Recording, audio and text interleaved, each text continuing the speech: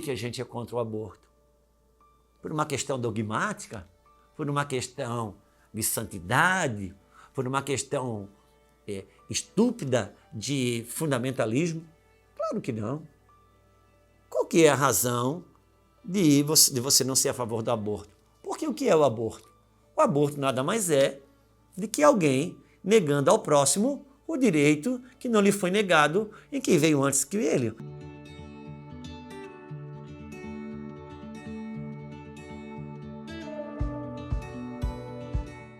Olá, Deus abençoe sua vida, seu coração.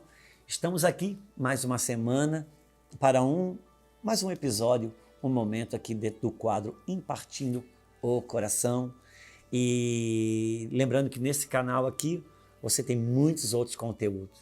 Nos ajude a divulgar essa mensagem.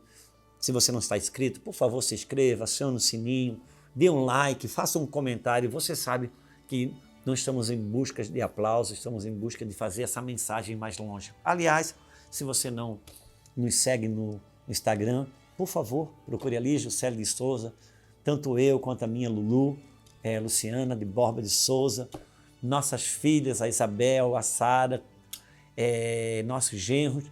Nós temos uma plataforma chamada Casa Real e todos nós estamos envolvidos com ensinos bíblicos que tem abençoado muita gente. Permita-se também ser abençoado. Eu estou aqui nesse momento, essa tarde, me fui perguntado e questionado, que é uma pergunta recorrente dos nossos dias. Por que ter filhos? Para que ter filhos? Por que ter filhos? Nós vivemos uma geração, mesmo na igreja, homens e mulheres de Deus, que estão se casando, mas não tem filho como uma meta primária ou central da sua vida. E por que disso? Bom, importa pensar e como nós conhecemos o nosso Deus. A Bíblia fala, conheçamos e prossigamos conhecer a Deus. O Deus que começou a humanidade a partir de uma família. O Deus que passa de Gênesis a Apocalipse, tentando se esconder para mostrar o seu Filho. O Deus cuja Bíblia diz que Ele nos transportou do império das trevas para o reino do Filho do seu amor. O Deus que diz que nós temos todas as bênçãos, a herança de Abraão. E quando nós vamos ver as bênçãos de Abraão, Deus fala, Abraão, não é para você, é no seu filho, Isaac.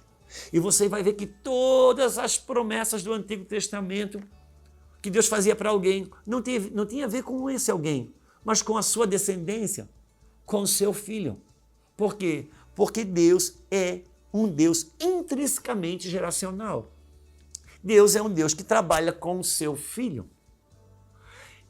E a forma nesse corpo, que vive nesse tempo, nesse cronos, a forma de manter a semente do Messias sobre a face da terra é manter a semente do Messias para a próxima geração.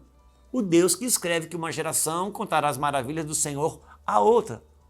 Quando eu caso e decido que eu não vou ter filhos, eu simplesmente estou entrando em confronto direto com a sugestão 01 de Gênesis. Crescei e multiplicai, seja fecundo, enchei a terra. E o mesmo acontece e é repetido para a pessoa de Noé, quando tudo se acaba e Deus estava buscando um recomeço. Então, você tem um Deus que é geracional. Alguém que casa, que não tem a intenção de ser filho e é cristão, se ele é cristão, muito provavelmente ele vai ser contra o aborto. Por que a gente é contra o aborto? Por uma questão dogmática? Por uma questão de santidade? Por uma questão estúpida de fundamentalismo? Claro que não. Qual que é a razão de você não ser a favor do aborto? Porque o que é o aborto? O aborto nada mais é do que alguém negando ao próximo o direito que não lhe foi negado em quem veio antes que ele. Sabe de uma coisa, John? Sabe quando a Bíblia fala que a gente precisa amar o próximo como a si mesmo? Na nossa cabeça, o próximo é só aquele que está perto da gente. Não, tem o próximo também. O que vem depois de você. Então, amar o próximo como a si mesmo é você não negar ao próximo da fila o que não foi negado a você, a quem veio antes de você. É por isso que a gente não tem um parecer favorável sobre o aborto. Porque o aborto nada mais é que eu negando ao próximo que não me foi negado. Então, quem casa na cultura de não ter filho, só não matou no ventre, mas está fazendo o mesmo mal? Claro que não. Não. Por quê? Por que não é o mesmo mal? Óbvio, eu sei muito diferenciar. Não é que eu sei muito bem. Seria prepotência achar que eu sei muito bem.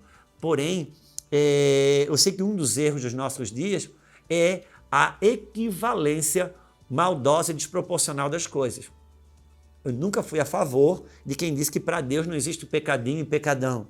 Para Deus, pecado é pecado. Não, certamente que isso não é a verdade. Para Deus, pecadinho e pecadão é a mesma coisa no sentido da natureza. A mesma natureza de um pecadinho é a mesma natureza de um pecadão. Mas pecadinho é pecadinho e pecadão é pecadão. As consequências, os níveis de consequências e de necessidade de remissão são muito diferentes. Então, não estou dizendo que quem casa e decide não ter filho é exatamente igual quem aborta, mas a cultura de pensamento está aí, anti-reino. Anti-reino.